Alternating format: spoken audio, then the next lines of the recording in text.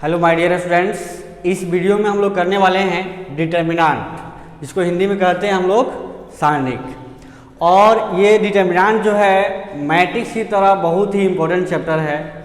अगर आपको मैट्रिक्स आते हैं तो डिटर्मिनेंट में ज़्यादा प्रॉब्लम नहीं होंगे।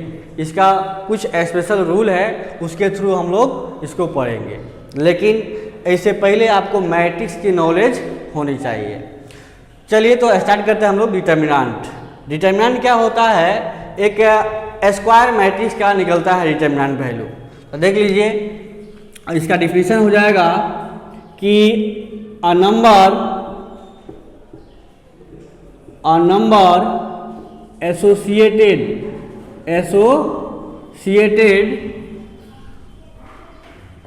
With square matrix. डिटर्मिनेंट क्या होता है?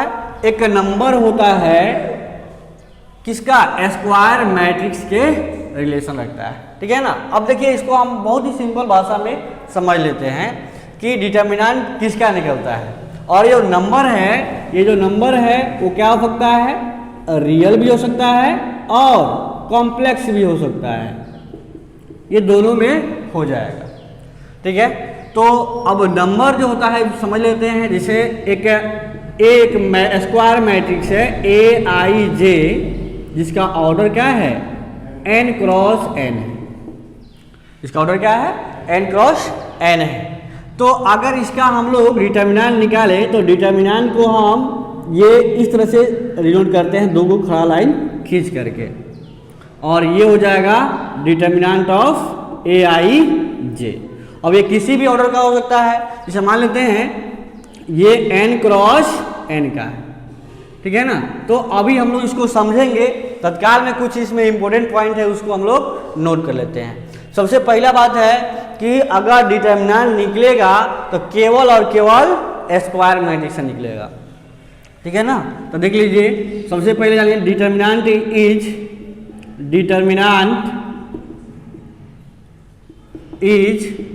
denoted by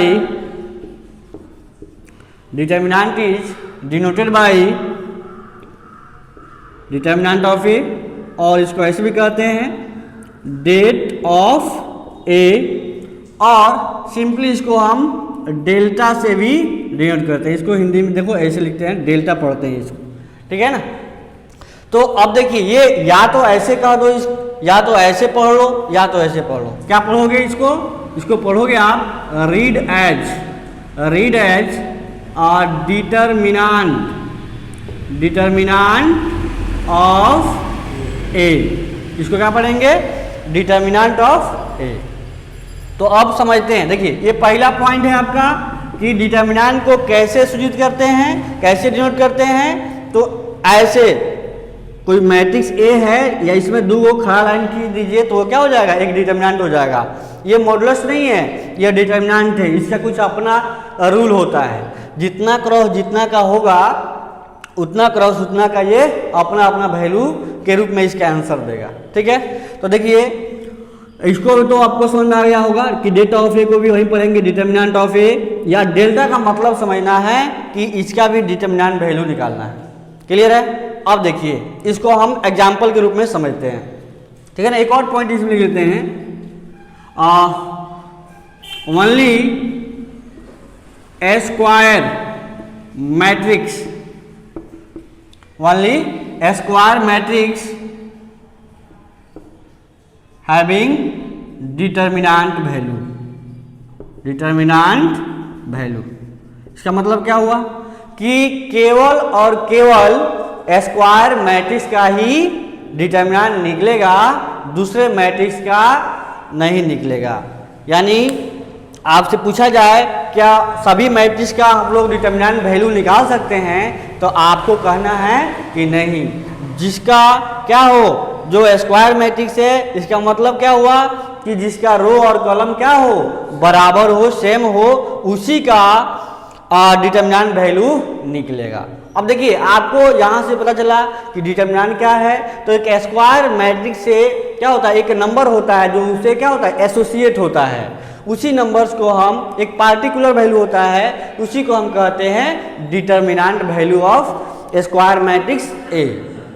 अब डिटर्मिनेंट को इस तरह से डिनोट करते हैं और ये ध्यान रखना है कि केवल स्क्वायर मैट्रिक्स का ही डिटर्मिनेंट निकलता है। और तीसरा बात ये ध्यान रखना है कि इसको मॉडुलस नहीं पढ़ना है, ठीक है ना। ये अगर ऐसे है तो ये not a modulus of A, not a modulus of A, modulus नहीं पढ़ेंगे। अगर ये एक स्क्वायर मैट्रिक्स है तो इसको क्या पढ़ेंगे, इसको पढ़ेंगे हम लोग डेट ऑफ ए पढ़ेंगे, ध्यान रखना है, कोई दिक्कत नहीं है। चलिए आगे बढ़ते हैं। अब बारी बारी से हम स्क्वायर मैट्रिक्स का डिटर्मिनेंट वैल्यू कैसे निकलता है उसको डिस्कस करते हैं, ध्यान दीजिए। तो यहाँ से आगे बढ़ते हैं। तो सबसे पहले हम लोग पढ़ेंगे डिटर्मिनेंट वैल्यू निकालेंगे, determinant of square matrix of order 1 cross 1। इसका मतलब हुआ कि वैसे स्क्वायर मैट्रिक्स का हम लोग डिटर्मिनेंट वैल्यू की बात कर रहे हैं जिसका ऑर्डर क्या हो, 1 क्रॉस 1 का हो। इसका मतलब क्या हुआ कि एक मैट्रिक्स ए है, स्क्वायर मैट्रिक्स ए आई जे, जिसका ऑर्डर क्या है, 1 क्रॉस 1 है। तो इसमें एलिमेंट कितना होगा, 1 ही एलिमेंट होगा। तो 1 एलिमेंट होगा तो उसका जनरली हम लोग लेते हैं कि इसमें फर्स्ट रो और फर्स्ट कॉलम का ही एलिमेंट होगा, दूसरा नहीं होगा। बताइए तो क्या ये स्क्वायर मैट्रिक्स है? अगर ये स्क्वायर मैट्रिक्स है तो इसमें हम डिटर्मिनेंट इसका निकाल सकते हैं और जैसे यहाँ डिटर्मिनेंट लगाएंगे तो यहाँ हो जाएगा A11 और इसका आंसर क्या हो जाएगा, तो A11 ही हो जाएगा। यानी 1 क्रॉस 1 में आपको कोई टेंशन नहीं लेना है, जितना जो एलिमेंट अंदर में होगा स्क्वायर मैट्रिक्स में उसका डिटर्मिनेंट वैल्यू वही हो जाएगा, चाहे वो निगेटिव में हो और चाहे वो पॉजिटिव में हो। तो एग्जाम्पल कर लेते हैं, जैसे एक मैट्रिक्स है स्क्वायर मैट्रिक्स जिसमें एलिमेंट है इसमें क्या 2, इसका ऑर्डर बताइए 1 क्रॉस 1 है। तो क्या इसका डिटर्मिनेंट वैल्यू बताइए कितना हो जाएगा। अगर पूछा जाए कि डिटर्मिनेंट ऑफ ए कितना हो जाएगा, यानी ये हो जाएगा डिटर्मिनेंट ऑफ 2, तो इसका आंसर कितना होगा 2 हो। क्लियर।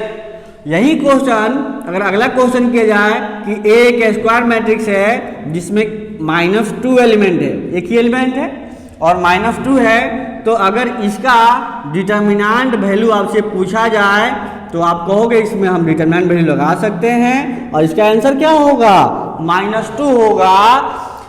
बहुत लोग क्या करता है, इसको मॉडुलस समझ के, मॉडुलस की तरह समझ के इसको +2 लिख देता है, लेकिन पहले ही आपको बताया गया है कि डिटर्मिनेंट को मॉडुलस नहीं समझना है। ये क्या है, तो एक स्क्वायर मैट्रिक्स है और जो आंसर जो अंदर में एलिमेंट होगा अगर 1 क्रॉस 1 का है तो आंसर उसी एलिमेंट के बराबर हो जाएगा। तो ये 1 क्रॉस 1 का डिटर्मिनेंट वैल्यू आपने समझा और आशा करता हूँ कि आप ये कोई भी अगर 1 क्रॉस 1 का डिटर्मिनेंट आए तो आप आराम से बना सकते हो, कोई दिक्कत नहीं है। चलिए और भी देख लेते हैं। एक और क्वेश्चन है, एक स्क्वायर मैट्रिक्स है, ठीक है ना। यहाँ पे -12 लिख देते हैं। कितने एलिमेंट है इसमें, एक ही एलिमेंट है। तो बताइए अब डिटर्मिनेंट ऑफ ए कितना हो जाएगा, डायरेक्ट बता दीजिए। इसमें हम लोग मॉडुलस -12 हो जाएगा तो आंसर कितना हो जाएगा, -12 ही होगा, +12 नहीं होगा। चलिए तो अब हम लोग करने वाले हैं डिटर्मिनेंट ऑफ ऑर्डर 2। ये पॉज करके आप लिख सकते हो इसको।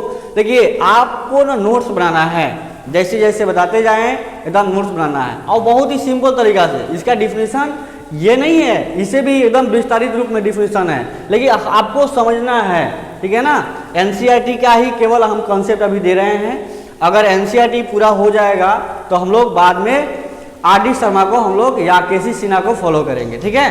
तो अभी आपको बताया जा रहा है कि ये डिटर्मिनेंट वैल्यू कैसे निकलते हैं, एकदम सिंपल तरीका से। ये नंबर होता है क्या, एक स्क्वायर मैट्रिक्स से रिलेट होता है और वो जो नंबर होता है कॉम्प्लेक्स हो सकता है, रियल भी हो सकता है। क्लियर है। एक और एग्जांपल देख लेते हैं कि कॉम्प्लेक्स कैसे होगा। तो एक स्क्वायर मैट्रिक्स है जिसमें एलिमेंट जानते हैं क्या है, ये एलिमेंट है आपका, यहाँ पे लिख देते हैं आई स्क्वायर। अच्छा ऐसे लिख देते हैं, इसका आंसर हाँ आई क्यू का डिटरमिनेंट वैल्यू बताइए। अब ये आई क्यू क्या है, कॉम्प्लेक्स नंबर आपको पता होगा, यहाँ आई क्या बताता है, आयोटा है, क्या ये आयोटा, और आयोटा का वैल्यू होता है रूट अंडर माइनस 1, कॉम्प्लेक्स होता है। क्लियर है। लेकिन आपको क्या निकालना है, इसका डिटरमिनेंट वैल्यू निकालना है। तो डिटरमिनेंट वैल्यू क्या हो जाएगा, डिटरमिनेंट वैल्यू हो जाएगा, इसका डिटरमिनेंट लगा देंगे। अब बताइए आई क्यू, आपको बोले हैं ना कि अगर एक ही एलिमेंट हो तो क्या करोगे, उसका आंसर वहीं लिख दोगे आई क्यू। लेकिन आप 11th क्लास में पढ़े होंगे कि आई क्यू का वैल्यू कितना होता है, तो माइनस आई होता है। तो अब आपको समझ में आया होगा कि जो डिटरमिनेंट वैल्यू है वो रियल भी हो सकता है और कॉम्प्लेक्स भी हो सकता है। और ये देखिए एक क्रॉस ए का है, ये बहुत ही इंपॉर्टेंट उतना नहीं है लेकिन बेसिक है, सबसे पहले आपको ये आनी चाहिए। फिर हम लोग पढ़ेंगे अब डिटरमिनेंट ऑफ ऑर्डर 2 क्रॉस 2 का। तो देखिए ध्यान से, इसको पॉज करके आप लिख लीजिएगा जरूर। चलिए हम लोग अब पढ़ेंगे क्या, determinant of square matrix of order 2 cross 2 का। ये 2 क्रॉस 2 का जो स्क्वायर मैट्रिक्स होगा उसका डिटरमिनेंट वैल्यू कैसे निकलेगा उसकी हम लोग बात कर लेते हैं, ठीक है ना। तो अब आपको समझ में ये धीरे धीरे बात आ रही होगी कि मैट्रिक्स का ही और डिटरमिनेंट वैल्यू निकलता है जो क्या होता है, स्क्वायर मैट्रिक्स होता है। अब देखिए 2 क्रॉस 2 का है। अब 2 क्रॉस 2 का जो स्क्वायर मैट्रिक्स होगा तो कैसे लिखेंगे हम लोग बताइए। ये लेते हैं जो स्क्वायर मैट्रिक्स है AIJ, जिसका ऑर्डर क्या है 2 क्रॉस 2। अगर जनरली देखा जाए तो इसमें एलिमेंट कौन कौन होगा, कितने एलिमेंट होगा, 4 एलिमेंट होंगे, 2 दूना 4 एलिमेंट होगा। वो चारों एलिमेंट कौन कौन होगा आपको देखिए, अगर जनरली लिखा जाए फर्स्ट रो फर्स्ट कॉलम का element, first row second column का एलिमेंट, उसके बाद सेकेंड रो फर्स्ट कॉलम का और सेकेंड रो सेकेंड कॉलम का एलिमेंट निकलेगा, ये रहेगा आपको। तो ये इसका ऑर्डर देखिए 2 क्रॉस 2 है। तो इसमें हम डिटरमिनेंट वैल्यू लगा सकते हैं क्या, क्या इसमें डिटरमिनेंट लगा सकते हैं, बिल्कुल लगा सकते हैं। क्यों लगाएंगे, क्योंकि क्या है एक स्क्वायर मैट्रिक्स है, तो इसमें हम डिटरमिनेंट वैल्यू निकाल सकते हैं। प्रोसेस जानिएगा, ये नंबर कुछ भी हो सकता है, ये तो हम जनरल आपको बता रहे हैं फॉर्मूला, A12 A21 और A22। अब इसका डिटरमिनेंट वैल्यू सिंपल है 2 क्रॉस 2 का। क्या करना है, सबसे पहले इसको और इसको मल्टीप्लाई करना है, और मल्टीप्लाई करने के बाद देखिए सबसे पहले क्या करना है, इसको और इसको मल्टीप्लाई करना है। तो मल्टीप्लाई कर दो, A11 इंटू A22, इसको मल्टीप्लाई करना है।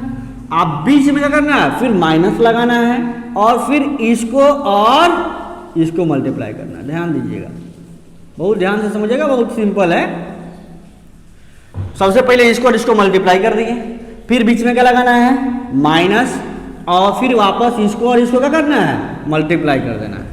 A21 into A12। देखिए अभी मान लो कि आपको उतना समझ में नहीं आया, लेकिन देखिए ये प्रोसेस तो यही है। प्रोसेस ध्यान रखिए, सबसे पहले इसको और इसको मल्टीप्लाई करना है, फिर माइनस करना है इसको और इसको मल्टीप्लाई करके। क्लियर है ना। और देखिए एग्जाम्पल और समझ लेते हैं। एग्जाम्पल जब देखोगे तो फट से समझ में चला आएगा। देखिए डिटरमिनेंट को डेल्टा भी कह सकते हैं हम लोग, ये आपको पता है। यहाँ लिख दें 1 2 3 4, और इसका मतलब ही हुआ कि ये पार्टिकुलर वैल्यू निकालिए आप, क्यों उस तरह से इसको सॉल्व करके निकालिए। 2 क्रॉस 2 का है तो 2 क्रॉस 2 का प्रोसेस क्या बताया है आपको, 2 क्रॉस 2 का प्रोसेस ये बताया है कि सबसे पहले इसको और इसको मल्टीप्लाई करना है, तो मल्टीप्लाई करो। क्या है प्रोसेस, 1 इंटू 4, अब फिर क्या होगा माइनस, फिर इसको और इसको मल्टीप्लाई कर दो, 3 इंटू 2, बताइए 1 इंटू 4 कितना होगा 4, अब माइनस 3 इंटू 2 6, आंसर कितना आएगा -2। तो ये डेल्टा एक पार्टिकुलर वैल्यू दे दिया, एक नंबर दे दिया और डेल्टा का वैल्यू कितना है -2 है। तो देखिए और भी कई सारे एग्जाम्पल है इसमें। देखिए एक और एग्जाम्पल लेते हैं। डेल्टा का वैल्यू दिया हुआ है कि इसका वैल्यू निकालिए, ये -2 -3 ये 4 और ये दे दिया हुआ 5, निकालिए इसका मान। तो क्या करोगे, सबसे पहले प्रोसेस जानिए, क्या करना है, इसको मल्टीप्लाई करना है तो कर दो। इसको सबसे पहले नहीं, सबसे पहले ध्यान रखना है इसको और इसको मल्टीप्लाई करना है। तो आप डायरेक्ट कर रहे हैं, थोड़ा सा बताओ तो -2 बचे -10 और अब बीच में क्या होता है, देखिए फॉर्मूला का माइनस और फिर इसको मल्टीप्लाई करो कितना होगा, तो -12। अब बताइए ये -10 और माइनस +12 और देखिए 12 में से 10 चला गया, आंसर क्या आएगा 2 आएगा, यानी डेल्टा का वैल्यू कितना आ गया 2 आ गया। इतना ही एग्जाम्पल नहीं है, बहुत सारा एग्जाम्पल है। प्रोसेस समझना है, क्या करना है, इसको मल्टीप्लाई करना है, माइनस करना है इसको मल्टीप्लाई करके, प्रोसेस याद रहेगा ना। और भी एग्जाम्पल देखते हैं। डेल्टा इक्वल टू दिया हुआ है, ये साइन थीटा ये कॉस थीटा, ठीक है, ये माइनस कॉस थीटा और ये साइन थीटा, ये 2x2 का है।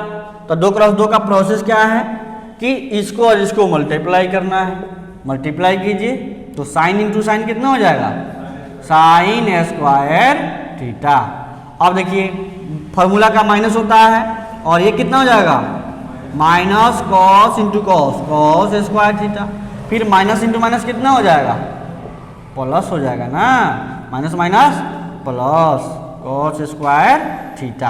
आंसर कितना आएगा बताइए, ये आंसर कितना आएगा, ये फॉर्मूला होता है ट्रिग्नोमेट्री में sine square theta plus cos square theta equal to 1 होता है। क्लियर है ना। तो देखिए 2x2 में सिंपल है, इसको और इसको मल्टीप्लाई करना है, माइनस इसको मल्टीप्लाई करके घटा देना है, इसको मल्टीप्लाई करके इसका मल्टीप्लाई करके घटा देना। क्लियर है, प्रोसेस आपको समझ में आ रहा होगा। जितना एग्जाम्पल करोगे उतना ही कॉन्सेप्ट क्लियर होगा। और भी एग्जाम्पल करते हैं, मिटाते हैं इसको। देखिए आराम से पॉज करके आप लिख सकते हो अपने नोट्स में। नोट्स बनाना बहुत जरूरी है, लॉकडाउन का समय चल रहा है। क्या अब लॉकडाउन में नोट्स नहीं बनेगा तो काम नहीं चलने वाला है। देखिए इसको भी मिटा देते हैं, ये प्रोसेस आपको समझ में आ गया होगा। अब देखिए एक और एग्जांपल लेते हैं। अब ये डेल्टा का वैल्यू दे देता है यहाँ पे x-1 और यहाँ पे x और यहाँ पे x, ठीक है, और यहाँ पे x + 1 है, इसका वैल्यू निकालिए आप। बहुत ही सिंपल है, क्या करोगे, प्रोसेस तो वही है भाई, 2x2 का है डिटर्मिनेंट, इसको मल्टीप्लाई करना है ना, तो मल्टीप्लाई करो x - 1 इंटू x + 1 अब माइनस कितना होगा -x इंटू x कितना होगा x²। प्रोसेस यही ना है, इसको मल्टीप्लाई करना है, फिर इसका मल्टीप्लाई करके घटा देना है तो हो जाएगा। अब ये फॉर्मूला है a² - b², क्या होता है फॉर्मूला बताइए, a - b into a + b। तो ये वाला देखिए ये फॉर्मूला है a - b a + b, तो a² - b² लिख सकते हैं ना, तो x² - 1² माइनस x², तो x² हो गया, 1² -1 हो गया, तो -x² है। ये वाला खत्म, कितना आंसर आएगा, डेल्टा का वैल्यू -1 आ गया। सिंपल तरीका है कि नहीं है। तो ये 2x2 का डिटर्मिनेंट है। और भी एग्जाम्पल लेते हैं, और भी एग्जाम्पल हम लोग इसमें लेते हैं कि एक डेल्टा का वैल्यू यहाँ पे दिया हुआ है कुछ, ये i लेते हैं, यहाँ 1 लेते हैं, ये 1 लेते हैं, ये आपका i ले लेते हैं। देखते हैं आंसर क्या आने वाला है, ठीक है ना। चलिए इसको करिए, इसको -1 कर लीजिए, -1 कर लीजिए। देखिए ये क्या है, एक इमेजिनरी नंबर है और इसका डेल्टा वैल्यू आराम से निकल सकता है। प्रोसेस वही है, चाहे वो रियल हो चाहे कॉम्प्लेक्स हो, आपका जो प्रोसेस है वही काम करना है, इसको और इसको मल्टीप्लाई करना है ना, तो मल्टीप्लाई कीजिए। i इंटू आई कितना होगा i², अब बीच में क्या होता है माइनस, फिर इसका मल्टीप्लाई कितना हो जाएगा -1। अब बताइए ये आई स्क्वायर -1 से कितना हो गया +1। क्या आई स्क्वायर का वैल्यू आपको पता है क्या होता है -1 है, तो ये -1 अब +1, ये वाला कट गया, कितना हो गया 0, तो डेल्टा का वैल्यू कितना आ गया 0। तो देखिए इसी तरह से हम लोग बहुत सारा क्वेश्चन करने वाले हैं। और भी देखिए एक और इम्पोर्टेंट एनसीईआरटी में क्वेश्चन देता है इस तरह से कि x 6, ठीक है ना, और यहाँ पे 0 और यहाँ पे देता है आपका x इक्वल टू, और ये क्या 6 0 0 6, ठीक है ना। तो कहेगा कि इसका वैल्यू निकालिए, find the value of x, तो आराम से निकाल सकते हो। ए भी 2 क्रॉस 2 का डिटरमिनेंट है, ए भी 2 क्रॉस 2 का डिटरमिनेंट है, तो क्या करोगे इसको मल्टीप्लाई करोगे ना, एक्स स्क्वायर माइनस ये 0 इंटू 6 कितना होगा 0 इक्वल टू, फिर क्या होगा ये 36 माइनस 0 इंटू 0 कितना होगा 0, तो ये एक्स स्क्वायर इक्वल टू कितना आ गया 36। तो ये x का वैल्यू अगर पूछा जाए तो क्या होगा बताइए, ये ±√36। जब भी स्क्वायर इधर से आए तो 2 वैल्यू निकलता है ना। तो चलिए ये x का वैल्यू कितना आ गया, एक +6 आएगा और एक x इक्वल कितना आएगा -, तो 2 वैल्यू ही इसका आंसर होगा। तो चलिए ये 2 क्रॉस 2 का डिटरमिनेंट हुआ। अब हम लोग पढ़ने वाले हैं 3 क्रॉस 3 के डिटरमिनेंट, ठीक है। तो पॉज करके आप इसको आप लिख सकते हो, ठीक है ना। चलिए तो बच्चों अब हम लोग कर लेते हैं determinant of square matrix of order 3 cross 3। 3 cross 3 के डिटरमिनेंट कैसे निकालेंगे, डिटरमिनेंट वैल्यू को उसको हम लोग समझ लेते हैं। अब ये 3 क्रॉस 3 क्या है, तो 3 क्रॉस 3 का जो स्क्वायर मैट्रिक्स होता है सबसे पहले उसको लिख लेते हैं, फिर आगे हम देखेंगे कि इसका रूल क्या है, ये प्रोसेस क्या है। देखिए एक क्या स्क्वायर मैट्रिक्स Aij जिसका ऑर्डर क्या है 3 क्रॉस 3, इसका हम लोग को क्या निकालना है, ए स्क्वायर मैट्रिक्स में सबसे पहले बताइए कि एलिमेंट कौन कौन होगा। तो 9 एलिमेंट तो होगा ये पता है आपको, और कौन कौन होगा, ठीक है, first floor first element, first floor second का एलिमेंट, फर्स्ट फ्लोर थर्ड का एलिमेंट, ठीक है ना। ये 2 1, ये 2 2, ये 2 3, ये 3 1, ये 3 2 और ये 3 3, कितना होगा है ये 3 क्रॉस 3 का। तो क्या इसमें हम डिटरमिनेंट वैल्यू डिटरमिनेंट इसमें निकाल सकते हैं, बिल्कुल निकाल सकते हैं, क्योंकि स्क्वायर मैट्रिक्स। चलिए इसका डिटरमिनेंट की बात कर लेते हैं कैसे निकालेंगे। चलिए तो ये डिटरमिनेंट इसमें लगा सकते हैं क्योंकि स्क्वायर मैट्रिक्स है, तो A11 A12 A21 A2 A12 A13 A21 A22 A23 A31 A32 A33, ये आपका 9 एलिमेंट इसमें होगा। अब इसका हम लोग को तरीका जानना है कि 3 क्रॉस 3 का जो डिटरमिनेंट वैल्यू निकलेगा कैसे निकलेगा, इसको समझना है। तो सबसे पहले इसका फॉर्मूला बनाने से पहले या प्रोसेस जानने से पहले एक एग्जांपल यानी नंबर लेकर के हम लोग करेंगे तो ज्यादा बेहतर आपको समझ में आएगा।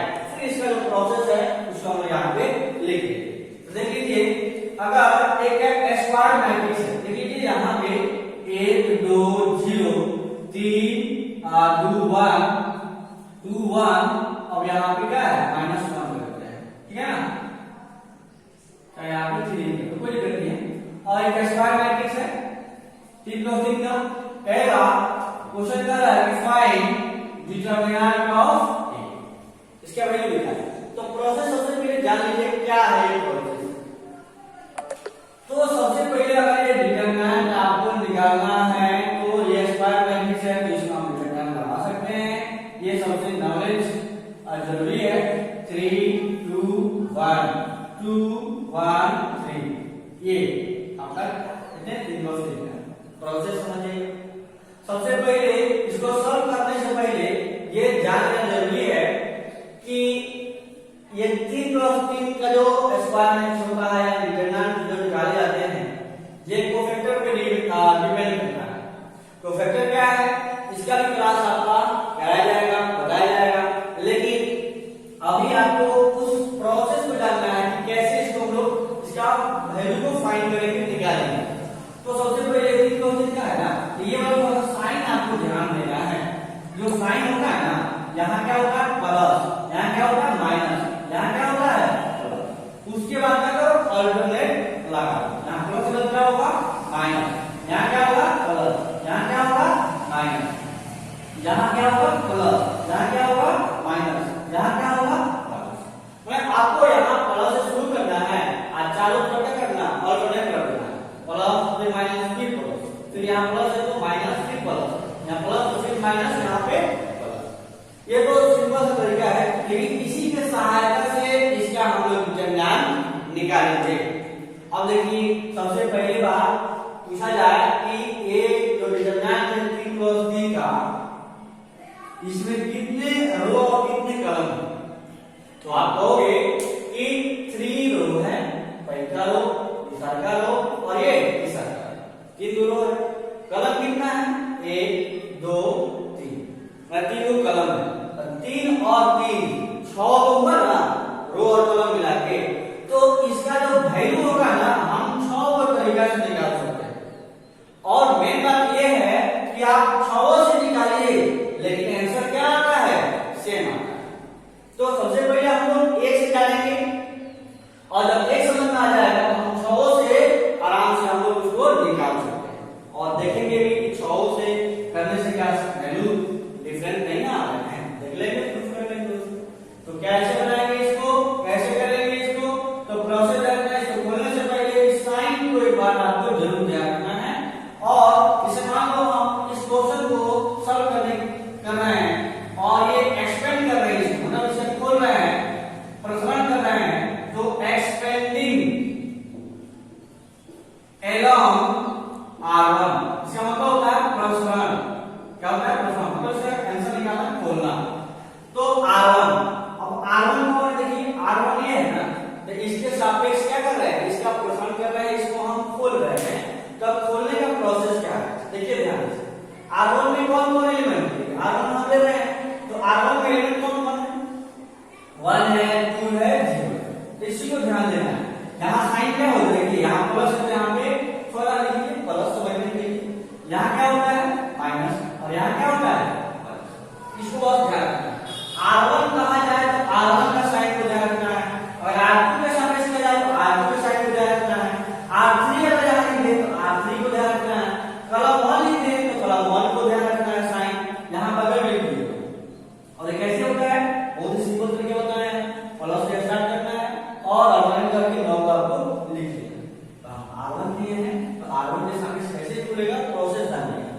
सबसे पहला एलिमेंट को लिखेंगे इस डिटरमिनेंट A में, कि पहला एलिमेंट को लिखेंगे क्या होगा, प्लस के साथ 1 लिखो, प्लस के साथ 1 लिखना है। और प्रोसेस ध्यान दीजिएगा, इनटू अब ये जब 1 को लिए है ना, ये जिस रो में और जिस कॉलम में है उसको क्या करना है, ऐसे आप डिलीट मार दो। ठीक है, क्या प्रोसेस कि अगर हम यहाँ +1 लिख रहे हैं तो ये 1 जिस रो और जिस कॉलम में है उसको आप डिलीट मार दो। इस तरीके से समझ लो यहाँ से ये खत्म हो चुका है।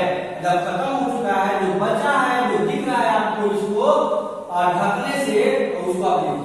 क्या ये दिख रहा है, तो देखिए क्या बच रहा है, देखिए 2 1 1 3। आपको ऐसा लग रहा होगा, देखिए यहाँ लिख देते हैं 2 1 और 1 3, ये बच रहा है। प्रोसेस हमने समझ पाया कि अगर R1 के अंदर हम 1 ले रहे हैं साइन के साथ, तो इनटू क्या करेंगे, वो जिस रो जिस कॉलम में है उसको हटा देंगे, 1 से निकाल दो आप, उधर के ढक लो, उधर के लिए, और जो बच गया उसको 2 के डिटरमिनेंट में लिख दो। अब क्या प्रोसेस, अब 1 का तो गया खत्म। अब क्या करेंगे, इस 2 को साइन के साथ लेंगे। तो 2 का साइन क्या है, देखिए माइनस होता है, तो -2 लेंगे। अब फिर वही प्रोसेस, ये जिस कॉलम जिस रो में है उसको देखना। तो तुम देखो ये अगर इसको हम ढक लें तो क्या दिख रहा है आपको, 3 1 और 2 3, क्या इनटू 3 1 2 3 2 3। इसको हम लिखेंगे। क्यों लिखते हैं इसका भी प्रोसेस बता रहे हैं। अब देखिए फिर क्या करेंगे, ये आप तीसरा का एलिमेंट होगा, इसका साइन क्या होगा, तीसरा का R1 में तीसरा का प्लस के साथ लिखेंगे प्लस 0। और फिर वही काम करेंगे कि वो जिस रो जिस कलम में है उसको डिलीट मार देंगे, जो बच गया है उसको लिख देंगे। तो आपको दिख रहा होगा क्या, ये 3 है, 2 है, 2 है और क्या है। अब ऐसा लिखने से बताया ना कि क्यों ये ऐसे लिखते हैं, क्योंकि 3 प्रोसेस का प्रोसेस हो जाएंगे। इसको 6 तरीका से खोल सकते हैं और कैसे लिखते हैं इसको खोलने के पश्चात वो भी आपको प्रोसेस समझ आया। और ये डिलीट क्यों करते हैं, डिलीट करने से होता है ना कि आपके 2+2 मिल गया। अब 2+2 का हम लोग डिटरमिनेंट को ऑलरेडी पढ़ चुके हैं। अब पढ़ चुके हैं, देखिए 2+2 का जो प्रोसेस है वैसे खोल लीजिए। ये 1 इंटू क्या करेंगे, इसको मल्टीप्लाई कीजिए, 2 दिया ही 6 माइनस 1 का गुना 1। देखिए कितना सिंपल है।